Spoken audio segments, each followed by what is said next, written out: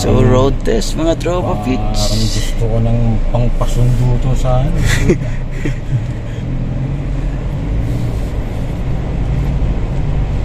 Hindi mo naririnig yung ungol ng makina, no? Okay na. Hindi na siya yung ano, galit. Sakto lang.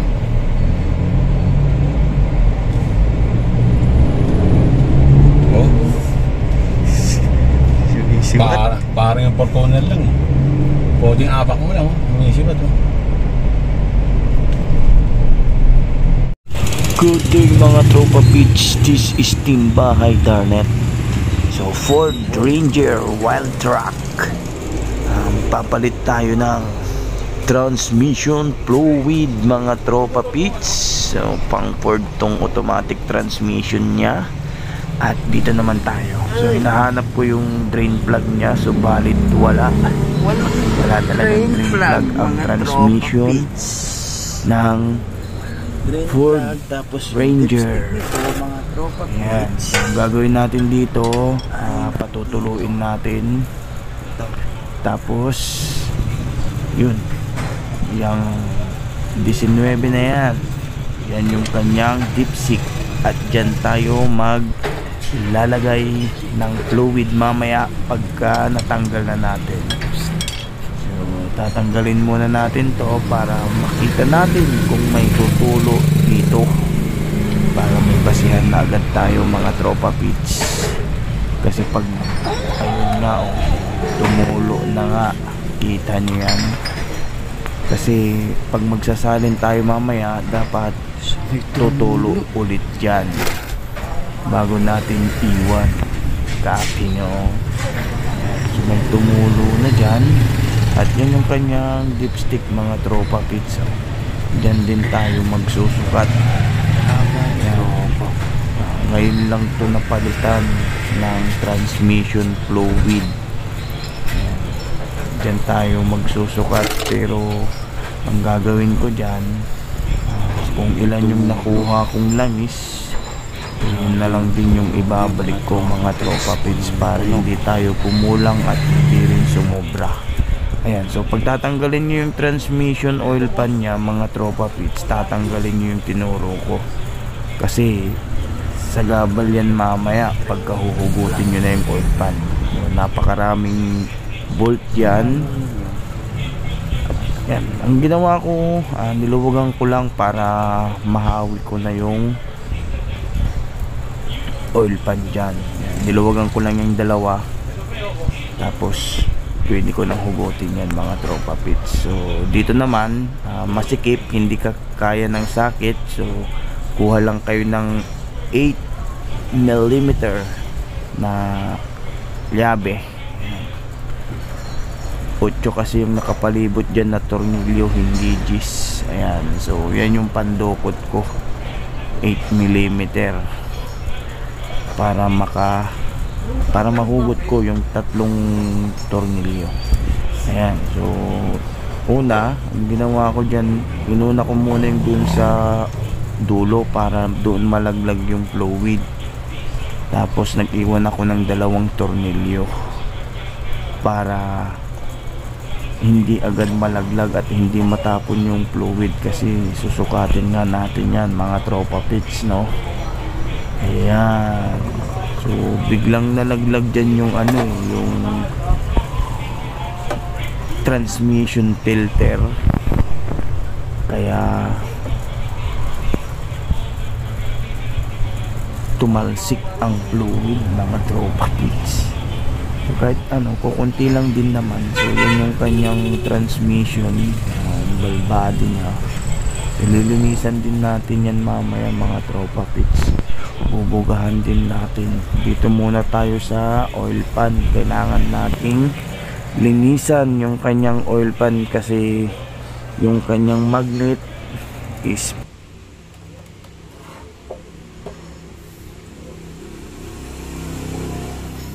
puro ribaba na nga pre.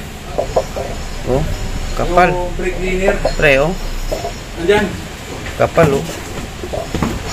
Kapal na nga. Ha? Yan, oh, puro ribaba, no. Buti na lang. Yan, oh. Buti na lang. Ayan. Tingnan nyo yung magnet mga tropa pits. Puro residue. Kopya nyo yun mga tropa pits. So nalinisan na natin yung transmission oil pan nya. At lilinisan na rin natin yung kanyang gasket.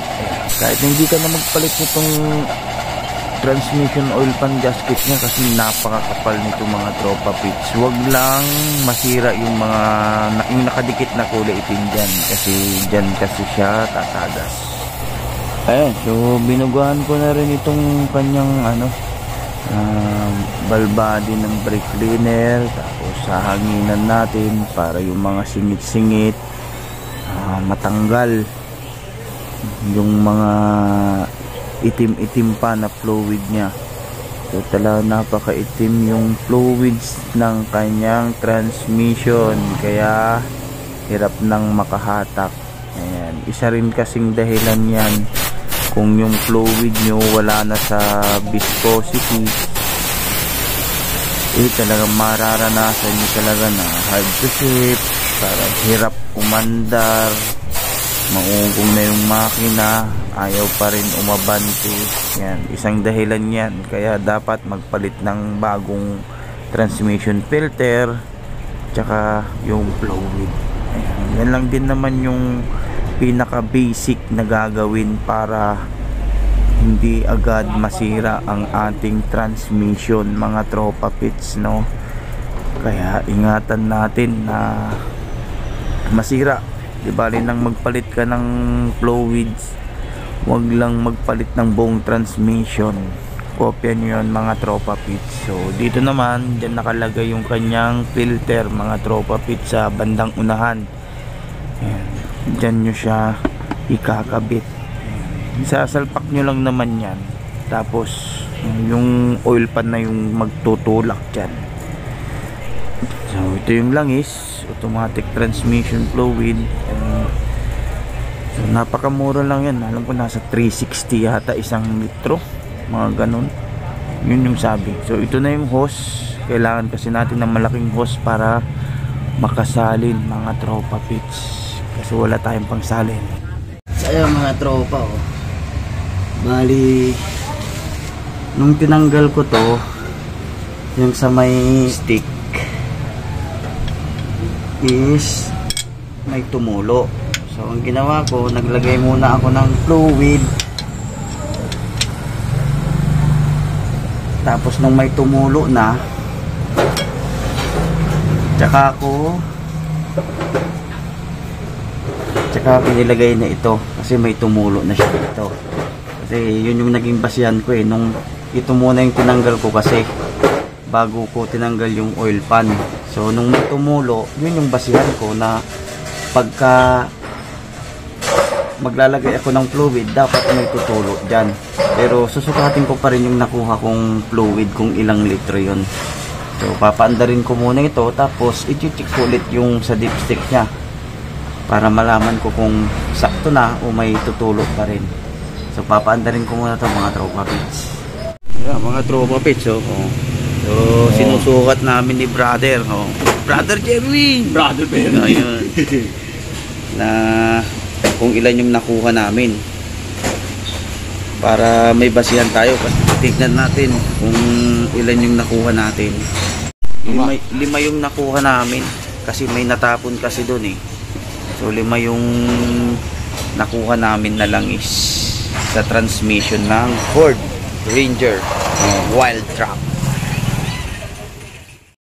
Balang naisalin ko lahat mga tropa pits is mga tropa pits, tulad ng sinabi ko, bago nyo patakbuhin yung sasakyan, kailangan nating i-bleed. Kailangan natin i-bleed yung kanyang transmission. Yan lang, para makaikot yung mga fluid.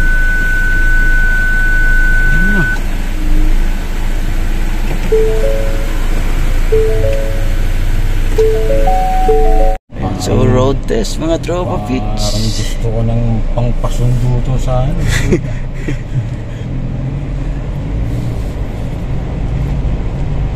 Ito Kaya hindi mo naririnig yung ungol ng makina, no? Okay, okay na. Hindi na siya yung ano, ganit. Sakto lang.